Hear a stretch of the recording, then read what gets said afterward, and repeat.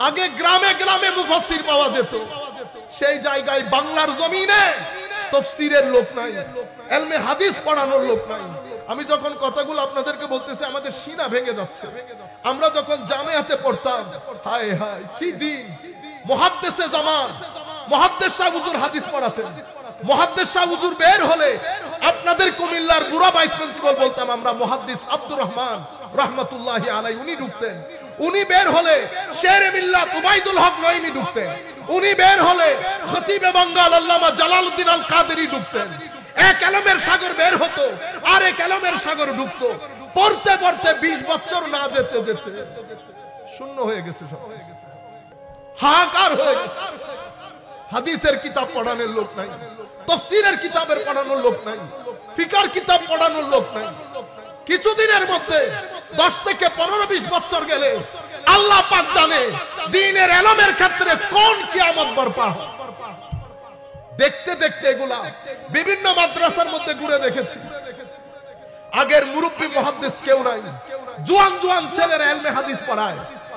নিজেরা স্বাভাবিকভাবে মুহাদ্দিস তো বলছি, কিন্তু আসলে কি মুহাদ্দিস? আমার নবী বলছেন, ইন্নাল্লাহ লা ইয়াকবিদুল ইলমা ইনতিজাআন ইয়ানতাজিউহু মিনান নাস বাল ইয়াকবিদুল ইলমা বিকবদিল উলামা। আমার নবী বলছেন, জমিন থেকে আল্লাহ ইলম তুলে ফেলবেন। কিভাবে? তো মানুষের সিনা থেকে বের করে না, বড় বড় আলেমদেরকে মৃত্যু দিয়ে আল্লাহ জমিন থেকে ইলম তুলবেন। এমন অবস্থা হবে হাত্তা শেষ পর্যন্ত কোনো আলেম থাকবে না। কিতাব থাকবে, মাদ্রাসা থাকবে, মসজিদ থাকবে, লাইব্রেরি থাকবে। আমার নবী বলছেন হাত্তা শেষ পর্যন্ত কোনো আলেম থাকবে না। ইত্তাখাযান নাস রুউসান জুহালা। মানুষ জাহেল